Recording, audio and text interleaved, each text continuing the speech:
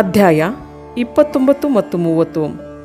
ಅಸುರ ರಾಜ್ಯಕ್ಕೆ ಶಂಖಚೂಡನ ಪಟ್ಟಾಭಿಷೇಕ. ಅವನು ದೇವತೆಗಳ ಅಧಿಕಾರವನ್ನು ಕಸಿದುಕೊಳ್ಳುವುದು. ದೇವತೆಗಳು ಬ್ರಹ್ಮದೇವರಿಗೆ ಶರಣಾಗುವುದು. ಬ್ರಹ್ಮನು ಅವರೊಂದಿಗೆ ವಿಷ್ಣುವಿನ ಬಳಿಗೆ ಹೋಗುವುದು. ವಿಷ್ಣುವು ಶಂಖಚೂಡನ ಜನ್ಮ ರಹಸ್ಯವನ್ನು ತಿಳಿಸುವುದು. ಮತ್ತೆ ಎಲ್ಲರೂ ಶಿವನ ಬಳಿಗೆ ಹೋಗುವುದು ಮತ್ತು ಶಿವಸಭೆಯಲ್ಲಿ ಶಿವನನ್ನು ದರ್ಶಿಸಿ ತಮ್ಮ ಅಭಿಪ್ರಾಯವನ್ನು ಪ್ರಕಟಿಸುವುದು. ಸನತ್ಕುಮಾರರು ಹೇಳುತ್ತಾರೆ, ಮಹರ್ಷಿಯೇ, ಶಂಖಚೂಡನು ತಪಸ್ಸು ಮಾಡಿ ವರವನ್ನು ಪಡೆದು ವಿವಾಹಿತನಾಗಿ ತನ್ನ ಮನೆಗೆ ಮರಳಿದಾಗ ದಾನವರಿಗೆ ಮತ್ತು ದೈತ್ಯರಿಗೆ ಬಹಳ ಸಂತೋಷವಾಯಿತು. ಆ ಎಲ್ಲ ಅಸುರರು ಕೂಡಲೇ ತಮ್ಮ ಲೋಕದಿಂದ ಹೊರಟು ಗುರುಗಳಾದ ಶುಕ್ರಾಚಾರ್ಯರ ಜೊತೆಗೆ ಸೇರಿ ಗುಂಪು ಕಟ್ಟಿಕೊಂಡು ಶಂಖಚೂಡನ ಬಳಿಗೆ ಬಂದು ವಿನಯದಿಂದ ಅವನಿಗೆ ನಮಸ್ಕರಿಸಿ ಅನೇಕ ರೀತಿಯಿಂದ ಆದರವನ್ನು ತೋರುತ್ತಾ ಅವನನ್ನು ಹೊಗಳತೊಡಗಿದರು. ಮತ್ತೆ ಅವನನ್ನು ತನ್ನ ತೇಜಸ್ವಿ ಒಡೆಯನೆಂದು ತಿಳಿದು ಅತ್ಯಂತ ಪ್ರೇಮದಿಂದ ಅವನ ಬಳಿಯಲ್ಲಿ ನಿಂತುಕೊಂಡರು. ದಂಭಕುಮಾರ ಶಂಖಚೂಡನು ಕೂಡ ತಮ್ಮ ಕುಲಗುರು ಶುಕ್ರಾಚಾರ್ಯರು ಬಂದಿರುವುದನ್ನು ನೋಡಿ ಬಹಳ ಆದರದಿಂದ ಮತ್ತು ಭಕ್ತಿಯಿಂದ ಅವರಿಗೆ ಸಾಷ್ಟಾಂಗ ನಮಸ್ಕಾರ ಮಾಡಿದನು. ಅನಂತರ ಗುರು ಶುಕ್ರಾಚಾರ್ಯರು ಸಮಸ್ತ ಅಸುರರೊಂದಿಗೆ ವಿಚಾರ ಮಾಡಿ ಅವರ ಅನುಮತಿಯನ್ನು ಪಡೆದು ಅವರ ಸಮ್ಮತಿಯಿಂದ ಶಂಖಚೂಡನನ್ನು ದಾನವರಿಗೆ ಮತ್ತು ಅಸುರರಿಗೆ ಅಧಿಪತಿಯನ್ನಾಗಿಸಿದರು. ದಂಭಪುತ್ರ ಶಂಖಚೂಡನು ಪ್ರತಾಪಿ ಹಾಗೂ ವೀರನಾದರೂ ಮೊದಲೇ ಆಗಿದ್ದನು. ಆದರೆ ಈಗ ಅಸುರ ರಾಜ್ಯಕ್ಕೆ ಅಭಿಷಿಕ್ತನಾದ್ದರಿಂದ ಆ ಅಸುರ ರಾಜನು ವಿಶೇಷವಾಗಿ ಶೋಭಿಸತೊಡಗಿದನು. ಆಗ ಅವನು ದೇವತೆಗಳ ಮೇಲೆ ಆಕ್ರಮಣ ಮಾಡಿ ವೇಗದಿಂದ ಅವರನ್ನು ಸಂಹರಿಸತೊಡಗಿದನು. ಸಮಸ್ತ ದೇವತೆಗಳು ಸೇರಿದರೂ ಅವನ ಪ್ರಖರ ತೇಜವನ್ನು ಸಹಿಸದಾದರು. ಆದ್ದರಿಂದ ಅವರು ರಣಾಂಗಣದಿಂದ ಪಲಾಯನ ಮಾಡಿದರು ಹಾಗೂ ದೀನರಾಗಿ ಎಲ್ಲೆಲ್ಲೋ ಪರ್ವತಗಳ ಗುಹೆಗಳಲ್ಲಿ ಅವಿತುಕೊಂಡರು. ಅವರ ಸ್ವಾತಂತ್ರ್ಯ ಹೊರಟು ಹೋಯಿತು. ಅವರು ಶಂಖಚೂಡನಿಗೆ ವಶವರ್ತಿಗಳಾದ ಕಾರಣ ತೇಜೋಹೀನರಾದರು. ಇತ್ತ ಶೂರವೀರ ಪ್ರತಾಪಿ ದಂಭಕುಮಾರ ದಾನವರಾಜ ಶಂಖಚೂಡನು ಕೂಡ ಸಮಸ್ತ ಲೋಕಗಳನ್ನು ಗೆದ್ದು ದೇವತೆಗಳ ಎಲ್ಲ ಅಧಿಕಾರಗಳನ್ನು ಕಸಿದುಕೊಂಡನು. ಅವನು 3 ಲೋಕಗಳನ್ನು ತನ್ನ ಅಧೀನವಾಗಿಸಿಕೊಂಡು ಸಮಸ್ತ ಲೋಕಗಳ ಮೇಲೆ ಶಾಸನ ಮಾಡತೊಡಗಿದನು. ಸ್ವತಃ ಇಂದ್ರನಾಗಿ ಎಲ್ಲ ಯಜ್ಞ ಭಾಗವನ್ನು ಕಬಳಿಸಿಬಿಟ್ಟನು ಹಾಗೂ ತನ್ನ ಶಕ್ತಿಯಿಂದ ಕುಬೇರ, ಸೋಮ, ಸೂರ್ಯ, ಅಗ್ನಿ, ಯಮ, ವಾಯು ಮೊದಲಾದವರ ಅಧಿಕಾರವನ್ನು ಚಲಾಯಿಸತೊಡಗಿದನು. ಆ ಸಮಯದಲ್ಲಿ ಮಹಾಬಲ ಪರಾಕ್ರಮಗಳಿಂದ ಕೂಡಿದ ಮಹಾವೀರ ಶಂಖಚೂಡನು ಸಮಸ್ತ ದೇವತೆಗಳ, ಅಸುರರ, ದಾನವರ, ರಾಕ್ಷಸರ, ಗಂಧರ್ವರ, ನಾಗಗಳ, ಕಿನ್ನರರ, ಮನುಷ್ಯರ ಹಾಗೂ 3 ಲೋಕಗಳ ಇತರ ಪ್ರಾಣಿಗಳ ಏಕಛತ್ರ ಸಾಮ್ರಾಟನಾಗಿದ್ದನು. ಹೀಗೆ ಮಹಾರಾಜರಾಜೇಶ್ವರ ಶಂಖಚೂಡನು ಬಹಳ ವರ್ಷಗಳವರೆಗೆ ಸಮಸ್ತ ಭುವನಗಳ ರಾಜ್ಯವನ್ನು ಆಳುತ್ತಿದ್ದನು. ಅವನ ರಾಜ್ಯದಲ್ಲಿ ಕ್ಷಾಮವಾಗಲಿ, ಮಹಾಮಾರಿಯಾಗಲಿ, ಅಶುಭ ಗ್ರಹರ ಪ್ರಕೋಪವಾಗಲಿ ಇರಲಿಲ್ಲ. ಆದಿ ವ್ಯಾಧಿಗಳು ತಮ್ಮ ಪ್ರಭಾವವನ್ನು ಬೀರುತ್ತಿರಲಿಲ್ಲ. ಹೀಗೆ ಪ್ರಜೆಗಳೆಲ್ಲರೂ ಸದಾ ಸುಖವಾಗಿ ಇರುತ್ತಿದ್ದರು. ಭೂತಾಯಿಯು ಉಳದೆ ಬಿತ್ತದೆಯೇ ಅನೇಕ ಪ್ರಕಾರದ ಧಾನ್ಯವನ್ನು ಉತ್ಪನ್ನ ಮಾಡುತ್ತಿದ್ದಳು. ನಾನಾ ವಿಧದ ಔಷಧಿಗಳು, ವೃಕ್ಷಗಳು ಉತ್ತಮ ಫಲಗಳಿಂದ ಮತ್ತು ರಸಗಳಿಂದ ಕೂಡಿದ್ದವು. ಉತ್ತಮೋತ್ತಮ ಮಣಿಗಳ ಗಣಿಗಳು ತೆರೆದುಕೊಂಡಿದ್ದವು. ಸಮುದ್ರವು ತನ್ನ ದಡದಲ್ಲಿ ನಿರಂತರವಾಗಿ ರಾಶಿ ರಾಶಿಯಾಗಿ ರತ್ನಗಳನ್ನು ಚೆಲ್ಲುತ್ತಿದ್ದವು. ಮರಗಳಲ್ಲಿ ಸದಾಕಾಲ ಫಲ ಪುಷ್ಪಗಳು ಇರುತ್ತಿದ್ದವು. ನದಿಗಳಲ್ಲಿ ರುಚಿಕರ ನೀರು ಹರಿಯುತ್ತಿತ್ತು. ದೇವತೆಗಳನ್ನು ಬಿಟ್ಟು ಉಳಿದು ಎಲ್ಲ ಜೀವಿಗಳು ಸುಖವಾಗಿದ್ದವು. ಅವುಗಳಲ್ಲಿ ಯಾವುದೇ ರೀತಿಯ ವಿಕಾರಗಳು ಉಂಟಾಗುತ್ತಿರಲಿಲ್ಲ. 4 ವರ್ಣದವರು ಮತ್ತು ಆಶ್ರಮಗಳ ಎಲ್ಲ ಜನರು ತಮ್ಮ ತಮ್ಮ ಧರ್ಮದಲ್ಲಿ ಸ್ಥಿತರಾಗಿದ್ದರು. ಹೀಗೆ ಅವನು 3 ಲೋಕಗಳ ಶಾಸನ ಮಾಡುತ್ತಿದ್ದಾಗ ಯಾರೂ ದುಃಖಿಗಳು ಇರಲಿಲ್ಲ. ಕೇವಲ ದೇವತೆಗಳು ಮಾತ್ರ ಭ್ರಾತೃದ್ರೋಹವಶ ದುಃಖವನ್ನು ಅನುಭವಿಸುತ್ತಿದ್ದರು. ಮುನಿಯೇ, ಮಹಾಬಲಿ ಶಂಖಚೂಡನು ಗೋಲೋಕ ನಿವಾಸಿ ಶ್ರೀಕೃಷ್ಣನ ಪರಮ ಮಿತ್ರನಾಗಿದ್ದನು. ಸಾಧು ಸ್ವಭಾವವುಳ್ಳ ಅವನು ಸದಾ ಶ್ರೀಕೃಷ್ಣನ ಭಕ್ತಿಯಲ್ಲಿ ನಿರತನಾಗಿದ್ದನು. ಹಿಂದಿನ ಶಾಪದಿಂದಾಗಿ ಅವನು ದಾನವ ಯೋನಿಯಲ್ಲಿ ಹುಟ್ಟಿದ್ದನು. ಆದರೆ ದಾನವನಾಗಿದ್ದರೂ ಅವನ ಬುದ್ಧಿ ದಾನವರಂತೆ ಇರಲಿಲ್ಲ. ಪ್ರಿಯವ್ಯಾಸರೇ, ಅನಂತರ ಪರಾಜಿತರಾಗಿ ರಾಜ್ಯವನ್ನು ಕಳೆದುಕೊಂಡ ಎಲ್ಲ ದೇವತೆಗಳು ಹಾಗೂ ಋಷಿಗಳು ಪರಸ್ಪರ ವಿಚಾರ ವಿನಿಮಯ ಮಾಡಿ ಬ್ರಹ್ಮದೇವರ ಸಭೆಗೆ ತೆರಳಿದರು. ಅಲ್ಲಿಗೆ ಹೋಗಿ ಅವರು ಬ್ರಹ್ಮದೇವರನ್ನು ದರ್ಶಿಸಿ ಅವರ ಚರಣಗಳಲ್ಲಿ ಅಭಿವಾದನ ಮಾಡಿ ವಿಶೇಷವಾಗಿ ಅವರನ್ನು ಸ್ತುತಿಸಿದರು. ಮತ್ತೆ ವ್ಯಾಕುಲತೆಯಿಂದ ತಮ್ಮ ಎಲ್ಲ ವೃತ್ತಾಂತವನ್ನು ನಿವೇದಿಸಿಕೊಂಡರು. ಆಗ ಬ್ರಹ್ಮದೇವರು ಆ ದೇವತೆಗಳೆಲ್ಲರಿಗೆ ಹಾಗೂ ಮುನಿಗಳಿಗೆ ಧೈರ್ಯ ತುಂಬಿ ಅವರನ್ನು ಕರೆದುಕೊಂಡು ಸತ್ಪುರುಷರಿಗೆ ಸುಖಪ್ರದವಾದ ವೈಕುಂಠ ಲೋಕಕ್ಕೆ ಹೊರಟರು. ಅಲ್ಲಿಗೆ ಹೋಗಿ ದೇವತೆಗಳೊಂದಿಗೆ ಬ್ರಹ್ಮದೇವರು ರಮಾಪತಿಯ ದರ್ಶನವನ್ನು ಮಾಡಿದರು. ಅವನ ತಲೆಯ ಮೇಲೆ ಕಿರೀಟ ಶೋಭಿಸುತ್ತಿತ್ತು, ಕಿವಿಗಳಲ್ಲಿ ಕುಂಡಲಗಳು ಹೊಳೆಯುತ್ತಿದ್ದವು, ಕತ್ತಿನಲ್ಲಿ ವೈಜಂತಿ ಮಾಲೆಯಿಂದ ವಿಭೂಷಿತನಾಗಿದ್ದನು. ಆ ಚತುರ್ಭುಜ ದೇವನು ತನ್ನ 4 ಕೈಗಳಲ್ಲಿ ಶಂಖ, ಚಕ್ರ, ಗದೆ ಮತ್ತು ಪದ್ಮಗಳನ್ನು ಧರಿಸಿದ್ದನು. ಶ್ರೀ ವಿಗ್ರಹದಲ್ಲಿ ಪೀತಾಂಬರವು ಶೋಭಿಸುತ್ತಿತ್ತು. ಸನಕಾದಿ ಸಿದ್ಧರು ಅವನ ಸೇವೆಯಲ್ಲಿ ನಿಯುಕ್ತರಾಗಿದ್ದರು. ಇಂತಹ ಸರ್ವವ್ಯಾಪಿ ವಿಷ್ಣುವಿನ ದರ್ಶನ ಮಾಡಿ ಬ್ರಹ್ಮಾದಿ ದೇವತೆಗಳು ಹಾಗೂ ಮುನೀಶ್ವರರು ಅವನಿಗೆ ವಂದಿಸಿಕೊಂಡು ಭಕ್ತಿಪೂರ್ವಕ ಕೈ ಜೋಡಿಸಿಕೊಂಡು ಅವನನ್ನು ಸ್ತುತಿಸತೊಡಗಿದರು. ದೇವತೆಗಳು ಹೇಳುತ್ತಾರೆ, ಸಮರ್ಥ ವೈಕುಂಠಾಧಿಪತಿಯೇ, ನೀನು ದೇವತೆಗಳಿಗೂ ದೇವನಾಗಿದ್ದು ಲೋಕಕ್ಕೆಲ್ಲ ಸ್ವಾಮಿಯಾಗಿರುವೆ. ನೀನು 3 ಲೋಕಗಳಿಗೂ ಗುರುವಾಗಿರುವೆ.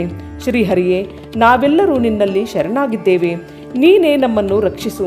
ಅಚ್ಯುತನೇ, ಐಶ್ವರ್ಯಶಾಲಿ ತ್ರಿಲೋಕೇಶನೇ, ನೀನೇ ಲೋಕಗಳ ಪಾಲಕನಾಗಿರುವೆ. ಗೋವಿಂದ, ಲಕ್ಷ್ಮಿಯು ನಿನ್ನಲ್ಲೇ ವಾಸಿಸುತ್ತಿರುವಳು. ನೀನು ನಿನ್ನ ಭಕ್ತರ ಪ್ರಾಣ ಸ್ವರೂಪನಾಗಿರುವೆ. ನಿನಗೆ ನಮ್ಮ ನಮಸ್ಕಾರಗಳು. ಹೀಗೆ ಸ್ತುತಿಸಿ ಎಲ್ಲ ದೇವತೆಗಳು ಶ್ರೀಹರಿಯ ಮುಂದೆ ಅತ್ತುಬಿಟ್ಟರು. ಅವರ ಮಾತನ್ನು ಕೇಳಿ ಭಗವಾನ್ ವಿಷ್ಣುವು ಇಂತೆಂದನು. ವಿಷ್ಣುವು ಹೇಳಿದನು, ಬ್ರಹ್ಮನೇ, ಈ ವೈಕುಂಠವು ಯೋಗಿಗಳಿಗೂ ದುರ್ಲಭವಾಗಿದೆ. ನೀನು ಇಲ್ಲಿಗೆ ಏತಕ್ಕಾಗಿ ಬಂದಿರುವೆ? ನಿನ್ನ ಮೇಲೆ ಎಂತಹ ಕಷ್ಟವೂ ಎರಗಿದೆ.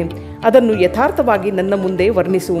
ಸನತ್ಕುಮಾರರು ಹೇಳುತ್ತಾರೆ, ಮುನಿಯೇ, ಶ್ರೀಹರಿಯ ಮಾತನ್ನು ಕೇಳಿ ಬ್ರಹ್ಮದೇವರು ವಿನಮ್ರ ಭಾವದಿಂದ ತಲೆಯನ್ನು ತಗ್ಗಿಸಿ ಅವನಿಗೆ ಪದೇ ಪದೇ ಪ್ರಣಾಮ ಮಾಡಿ ಅಂಜಲಿಬದ್ಧರಾಗಿ ಪರಮಾತ್ಮ ವಿಷ್ಣುವಿನ ಸಮಕ್ಷಮದಲ್ಲಿ ಶಂಖಚೂಡನ ಕೃತ್ಯದಿಂದ ಕಷ್ಟಕ್ಕೀಡಾದ ದೇವತೆಗಳ ವೃತ್ತಾಂತವನ್ನು ಅರಿಹಿದರು.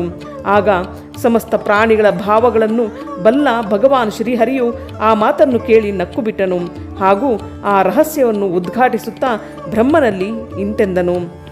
ಶ್ರೀ ಭಗವಂತನು ಹೇಳಿದನು, ಕಮಲಜನೆ, ಶಂಖಚೂಡನ ಎಲ್ಲ ವೃತ್ತಾಂತವನ್ನು ನಾನು ಬಲ್ಲೆನು. ಹಿಂದಿನ ಜನ್ಮದಲ್ಲಿ ಅವನು ನನ್ನ ಭಕ್ತನಾಗಿದ್ದು ಮಹಾ ತೇಜಸ್ವಿ ಗೋಪನಾಗಿದ್ದನು. ಅವನ ಸಂಬಂಧವಾದ ಈ ಪುರಾತನ ಇತಿಹಾಸವನ್ನು ನಾನು ವರ್ಣಿಸುವೆನು, ಕೇಳು. ಇದರಲ್ಲಿ ಯಾವುದೇ ಸಂದೇಹವನ್ನು ಪಡಬಾರದು. ಭಗವಾನ್ ಶಂಕರನು ಎಲ್ಲ ಕಲ್ಯಾಣವನ್ನು ಮಾಡುವನು. ಗೋಲೋಕದಲ್ಲಿ ನನ್ನದೇ ರೂಪವಾದ ಶ್ರೀಕೃಷ್ಣನು ವಾಸಿಸುತ್ತಿರುವನು. ಅವನ ಪತ್ನಿ ಶ್ರೀರಾಧಾ ಎಂಬ ಹೆಸರಿನಿಂದ ವಿಖ್ಯಾತಳಾಗಿದ್ದಾಳೆ.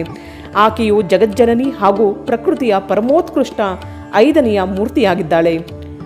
ಅವಳೇ ಅಲ್ಲಿ ಸುಂದರ ರೂಪದಿಂದ ವಿಹರಿಸುತ್ತಿರುವಳು. ಆಕೆಯ ಅಂಗದಿಂದ ಉತ್ಪನ್ನರಾದ ಅನೇಕ ಗೋಪರು ಮತ್ತು ಗೋಪಿಯರು ಅಲ್ಲಿ ವಾಸಿಸುತ್ತಿರುವರು. ಅವರು ಪ್ರತಿದಿನವೂ ರಾಧಾಕೃಷ್ಣರನ್ನು ಅನುಸರಿಸುತ್ತಾ ಉತ್ತಮೋತ್ತಮ ಕ್ರೀಡೆಗಳಲ್ಲಿ ತತ್ಪರರಾಗಿರುತ್ತಾರೆ. ಅವರಲ್ಲಿ ಒಬ್ಬ ಗೋಪನು ಈಗ ಶಂಭುವಿನ ಈ ಲೀಲೆಯಿಂದ ಮೋಹಿತನಾಗಿ ಶಾಪವಶ ನಿಮಗೆ ದುಃಖವನ್ನು ಕೊಡುವ ದಾನವ ಯೋನಿಯನ್ನು ಪಡೆದಿರುವನು. ಶ್ರೀಕೃಷ್ಣನು ಮೊದಲೇ ರುದ್ರನ ತ್ರಿಶೂಲದಿಂದ ಅವನ ಮೃತ್ಯುವನ್ನು ನಿರ್ಧರಿಸಿಬಿಟ್ಟಿರುವನು.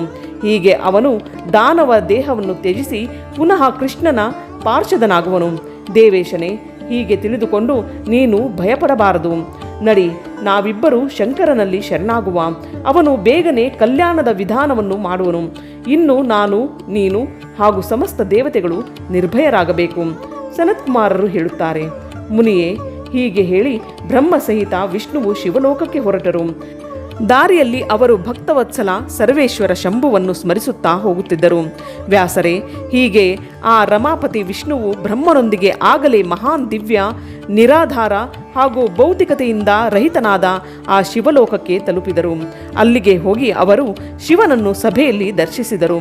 ಅದು ಎತ್ತರವಾಗಿದ್ದು ಉತ್ಕೃಷ್ಟ ಪ್ರಭಾವವುಳ್ಳ ಸಭೆಯು ಪ್ರಕಾಶಯುಕ್ತ ಶರೀರಗಳುಳ್ಳ ಶಿವ ಪಾರ್ಷದರಿಂದ ತುಂಬಿದ್ದು ವಿಶೇಷವಾಗಿ ಶೋಭಿಸುತ್ತಿತ್ತು.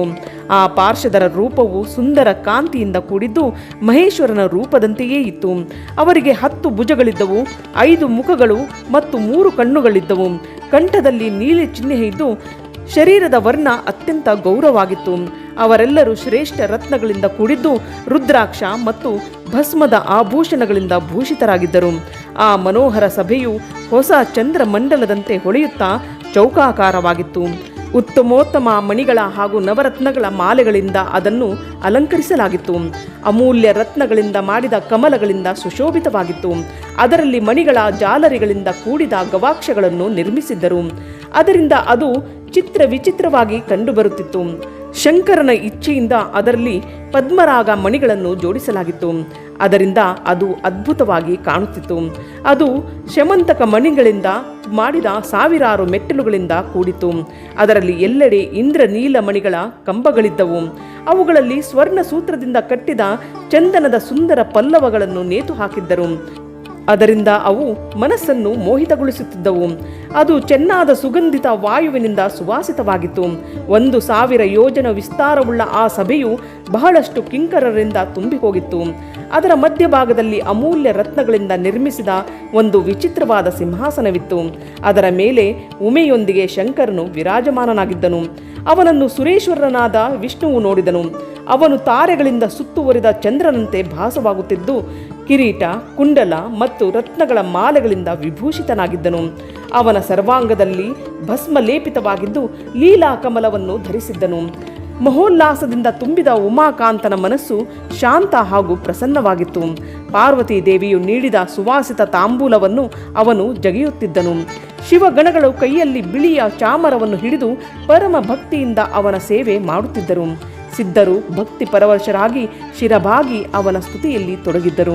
ಅವನು ಗುಣಾತೀತನು, ಪರೇಶನು, 3 ದೇವತೆಗಳ ಜನಕನು, ಸರ್ವವ್ಯಾಪಿಯು, ನಿರ್ವಿಕಲ್ಪನು, ನಿರಾಕಾರನು, ಸ್ವೇಚ್ಛಾನುಸಾರ ಸಾಕಾರನು, ಕಲ್ಯಾಣ ಸ್ವರೂಪನು, ಮಾಯಾರಹಿತನು, ಅಜನ್ಮನು, ಆದ್ಯನು, ಮಾಯಾಧೀಶ್ವರನು, ಪ್ರಕೃತಿ ಮತ್ತು ಪುರುಷರಿಂದ ಪರಾತ್ಪರನು, ಸರ್ವಸಮರ್ಥನು, ಪರಿಪೂರ್ಣತಮನು, ಸಮತಾಯುಕ್ತನೂ ಆಗಿದ್ದನು. ಇಂತಹ ವಿಶಿಷ್ಟ ಗುಣಗಳಿಂದ ಕೂಡಿದ ಶಿವನನ್ನು ನೋಡಿ ಬ್ರಹ್ಮ ಮತ್ತು ವಿಷ್ಣುವು ಕೈ ಜೋಡಿಸಿ ಅವನಿಗೆ ನಮಸ್ಕರಿಸಿ ಸ್ತುತಿಸತೊಡಗಿದರು.